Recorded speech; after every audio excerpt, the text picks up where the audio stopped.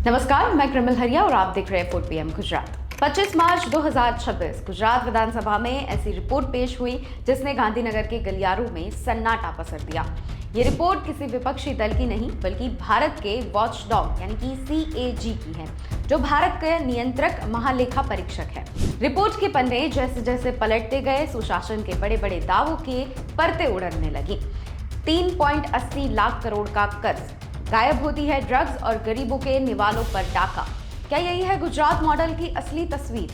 आज हम तथ्यों की गहराई में उतरेंगे और पूछेंगे वो सवाल जिन्हें सत्ता की चमक में दबा दिया है। गुजरात के समुद्र तटों से अक्सर करोड़ों की ड्रग्स पकड़ी जाती है। सरकार अपनी पीठ थपथपाती है, लेकिन पकड़े जाने के बाद उस जहर का क्या होता है? CAG की रिपोर्ट का पेज 157 एक खौफनाक तस्वीर पेश करता है। अगस्त 2010 से नवंबर 2022 के बीच में 6,510 किलो ड्रग्स जब्त हुई, लेकिन जब हिसाब मांगा गया तो 2,332 किलो गायब थी, यानी कि कुल जब्ती का 35% हिस्सा हवा में उड़ गया। जब CID क्राइम और गृह विभाग से जवाब मांगा गया तो तर्क सुनिए। साहब, 144 किलो गांजा चोरी हो गया और बाकी ड्रग्स चूहों ने खा ली। क्या गुजरात की पुलिस इतनी लाचार है कि वो चूहों से करोड़ों की ड्रग्स नहीं बचा सकी? CAG ने अपनी रिपोर्ट में पुलिस मालखाने की एक फोटो छापी है जो किसी कूड़ेदान से कम नहीं लग रही। क्या ये जानबूझकर छोड़ी गई कमी है ताकि माल गायब किया जा सके? अफीम और भांग के वजन में कमी के लिए नमी का बहाना दिया गया, लेकिन CAG ने स्पष्ट लिखा है अधिकारियों की मंशा पर शक है और इस पर पुनर्विचार की जरूरत है। गुजरात की अर्थव्यवस्था आज कर्ज के बारूद पर बैठी है।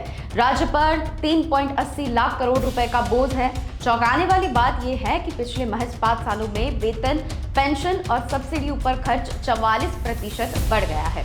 साल 2024 से 25 में सरकार ने इन 3 मंदों और कर्ज के ब्याज पर 1 लाख करोड़ रुपए से ज्यादा खर्च कर दिए हैं। वित्तीय अनुशासन का आलम देखिए। 2011 से 2024 के बीच में सरकार ने 11,000 करोड़ रुपए अतिरिक्त खर्च कर दिए, लेकिन इसके लिए विधानसभा से मंजूरी लेने की जहमत तक नहीं उठाई।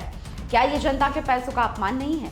राजस्व अधिशेष यानी कि रेवेन्यू सरप्लस में भी 43.41% की भारी गिरावट आई है। सीधा मतलब है सरकार की कमाई कम हो रही है और फिजूल खर्ची बढ़ रही है। क्या हम ऐसे आर्थिक संकट की ओर बढ़ रहे हैं जहां विकास कार्य सिर्फ कागजों पर जाएगा? सिस्टम की मार सबसे ज्यादा गरीब पर पड़ती है। सार्वजनिक वितरण प्रणाली PDS में 35 करोड़ किलोग्राम अनाज का अंतर पाया गया। 2015 से 2023 के बीच में यह अनाज कहाँ गया? क्या ये भी चूहों के पेट में चला गया या कालाबाजारियों की तिजोरी में? बात यही खत्म नहीं होती। प्रधानमंत्री आवास योजना में भी बड़ा खेल हुआ है। योजना के खाते से 143.66 करोड़ रुपए निकाले गए और उस पर 52 करोड़ रुपए का ब्याज कमाया गया, लेकिन 11,000 से ज्यादा लाभार्थियों को उनकी अंतिम किस्त नहीं दी गई। गरीब अपने घर का सपना देख रहा था और अधिकारी उस पैसे पर ब्याज का खेल खेल रहे थे।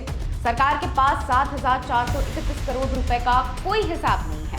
यूटिलाइजेशन सर्टिफिकेट ही नहीं है। ये जनता का पैसा है, किसी जागीर का नहीं। ये सरकार को जानना होगा। आंकड़े कहते हैं कि गुजरात की प्रति व्यक्ति आय 3.66 लाख रुपए है, जो राष्ट्रीय औसत के अधिक है। शहरीकरण 50% पार कर चुका है, लेकिन सामाजिक मोर्चे पर गुजरात पिछड़ रहा है। प्रति 1,000 पुरुष पर केवल 904 महिलाएं। ये आंकड़ा एक सभ्य समाज के लिए चेतावनी है। स्वास्थ्य और शिक्षा पर हजारों करोड़ खर्च करने के बाद भी अगर लिंगानुपात गिर रहा हो तो दोष सिस्टम की सच में है। प्रशासनिक स्तर पर हजारों करोड़ के प्रमाण पत्र लंबित है, जो बताते हैं कि सरकार के भीतर कितनी अराजकता है। CAG की ये रिपोर्ट एक आईना है। यह आईना दिखाता है कि चूहों के नाम पर भ्रष्टाचार को छिपाया जा रहा है, कर्ज के नाम पर आने वाली पीढ़ियों को गिरवी रखा जा रहा है और विकास की चमक के पीछे कुशासन का अंधेरा है। गुजरात की जनता को ये पूछने का हक है कि उनके हक का अनाज और घर का पैसा कहाँ गया। अगर आप भी मानते हैं कि इन सवालों का जवाब मिलना चाहिए, तो आवाज उठाना ही लोकतंत्र का पहला कदम है। नमस्कार।